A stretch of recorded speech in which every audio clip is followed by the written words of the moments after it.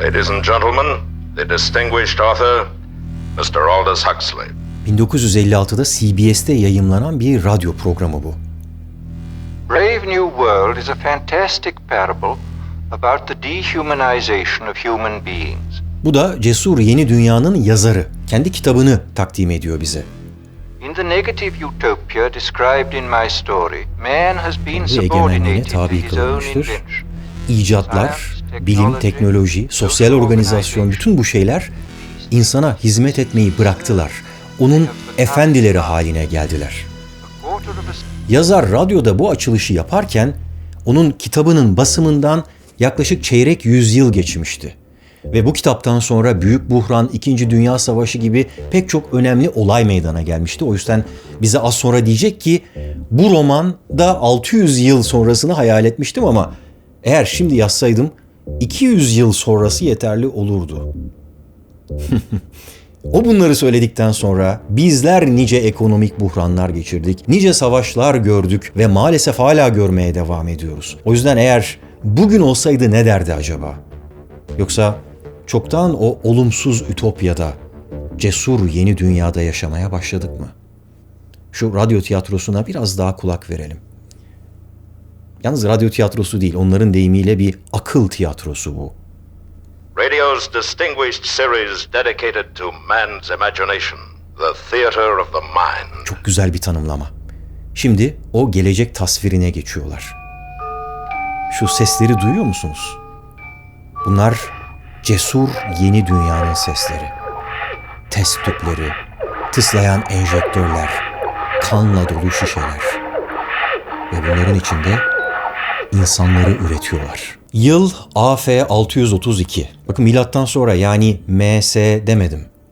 AF After Ford demek. Ford'dan sonra 632. Tarihteki ilk Ford Model T arabanın üretildiği 1908'den 632 yıl sonrası. Dolayısıyla bize göre 2540. Neden milat sistemi yerine böyle tarihsel bir reset atılmış dersiniz?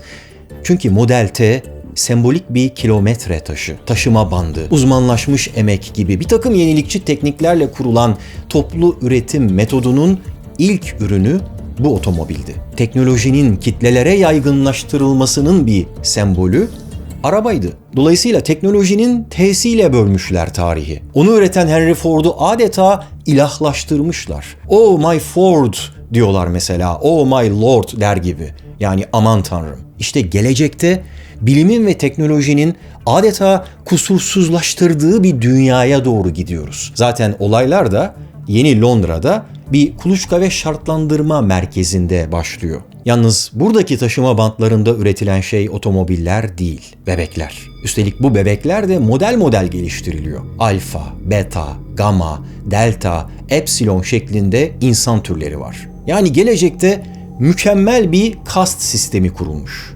Daha doğuştan başlıyor sınıfsal farklılıklar. Gri giyinen alfa sınıfı en üstte. Liderlerden ve düşünürlerden oluşan zeki, güzel görünümlü bir üst sınıf bu. Mor giyinen betalar daha alt düzey yöneticilerden ve vasıflı işçilerden oluşan orta sınıfı temsil ediyor. Yeşil gamalar hizmetçiler ve yarı vasıflı çalışanlardan oluşan işçi sınıfı. Bunlar Bokanovski işlemi adı verilen bir yöntemle klonlanmışlar ama sonra doğal gelişimlerini bir şekilde sürdürmeye devam etmişler. Yine Bokanovski yöntemiyle klonlanan deltalara zihinsel gelişimlerini engelleyen bir takım alkol enjeksiyonları verildiği için alt seviye fiziksel işleri yapıyorlar ve haki renkli giyiniyorlar. Kitapları ve çiçekleri sevmeyecek şekilde programlanmışlar ve genel olarak tüketmeyi çok seviyorlar. Toplumsal piramidin en alt basamağında Epsilon adlı klonlar var. Bunlar okuma yazma bilmiyorlar. Aşırı itaatkar olarak programlanmışlar.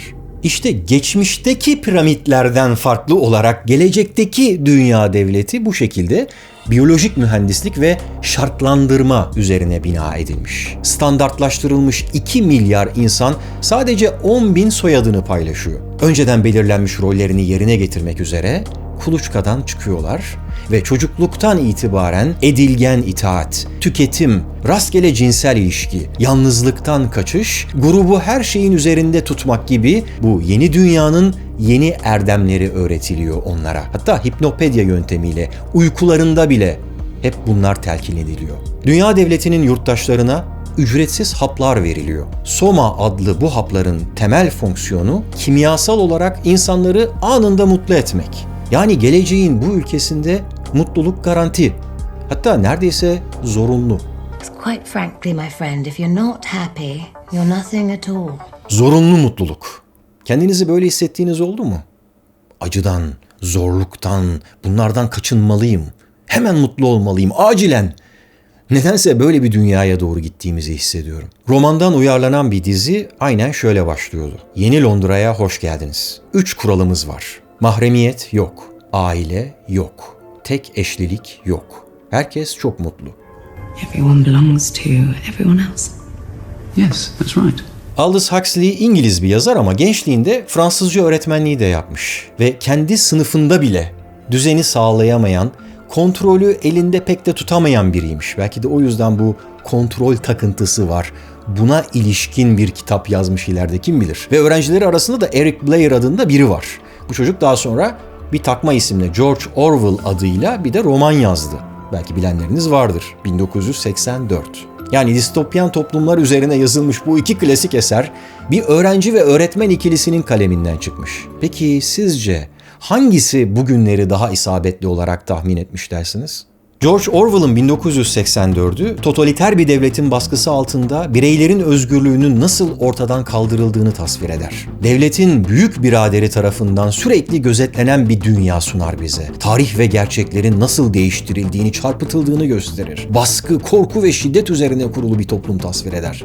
Onun öğretmeni Aldous Huxley ise cesur yeni dünyasında hemen hemen tersini sunuyor bize. Böyle kağıt üzerinde baksak neredeyse ütopya diyeceğiz ya. Çok güzel, mutluluk ülkesi bu. Ama gerçekte ütopya görünümlü bir distopya bu. Üstopya. Bilim ve teknoloji çok gelişmiş ama kontrol amacıyla kullanılıyor.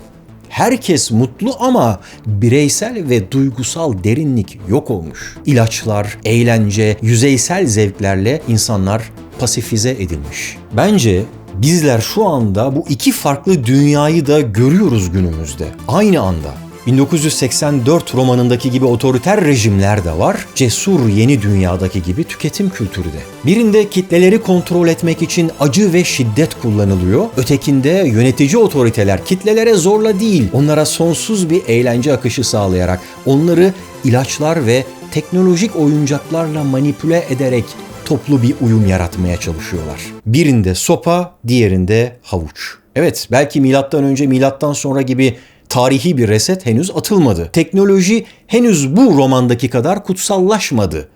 Ama Henry Ford'dan neredeyse tam 100 yıl sonra otomotiv dünyasında bu kez Elon Musk adı konuşulmaya başlandı. O bize Model T yerine Model S'yi sundu. Sonra da toplu üretim bandından diğer harflerini çıkarmaya başladı. Model X, Model 3, Model Y. Ne anlama geliyorsa artık tüm bu harfler, bilimin ve teknolojinin yarattığı yeni bir kast sistemi ortaya çıkıyor olabilir mi? Alfalar, betalar, gamalar gibi Yunan alfabesinin harflerine indirgenmiş insan modellerine biz de yaka renklerine göre isim vermeye başlamadık mı?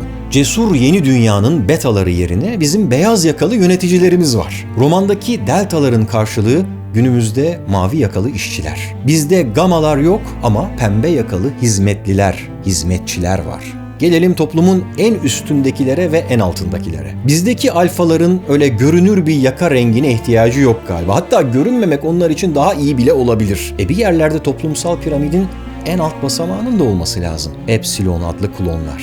Okuma yazma bilmiyorlar. Bilseler de okuyup yazmıyorlar. Umursamıyorlar.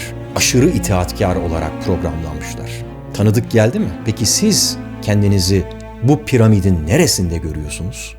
Bu sorunun cevabını yoklamak için keyfinizi, mutluluğunuzu kendi hayatınızın neresine yerleştirdiğinize bir bakın. Biz sevmeyiz, dedi denetçi.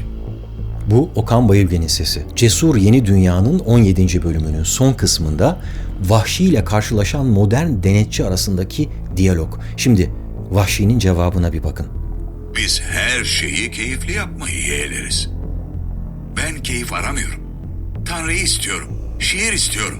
Gerçek tehlike istiyorum. Özgürlük istiyorum. İyilik istiyorum. Günah istiyorum. Yeni ve eski dünya arasındaki çatışmayı belki de en iyi özetleyen kısım bu. Aslında, dedi Mustafa Mod, siz mutsuz olma hakkını istiyorsunuz. Öyle olsun, dedi Vahşi meydan okurcasına. Mutsuz olma hakkını istiyorum. Mutsuz olma hakkını istiyorum.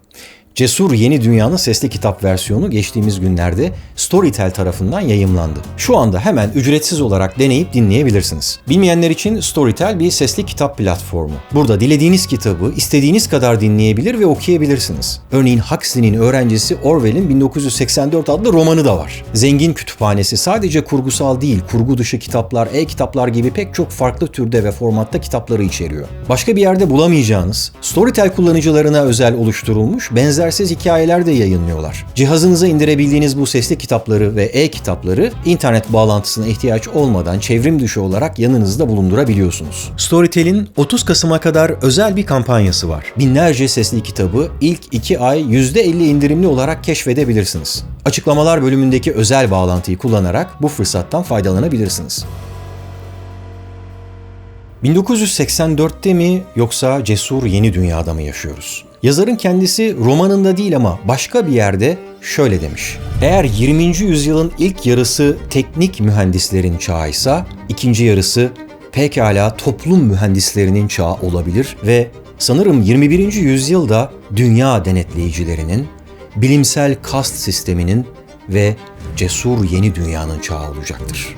İki kolundan kıskıvrak yakalanmış Vahşi, ne yapmamı istiyorsunuz diye soruyordu. İki kolumuzdan havuçla ve sopayla kıskıvrak yakalanmış olduğumuzu bile bilmeyen bizler de sürekli bunu soruyoruz. Piramidin üstündekilere bakıyoruz ve ne yapmamı istiyorsunuz? Oysa onlara değil, kendimize bakmalı ve şu soruyu sormalıyız. Ben neyim? Kullandığım arabanın modeli mi? Alfabedeki bir harf mi? Peki ya sen kimsin? Özgür bir insan mısın yoksa araba yıkayıcısı mı?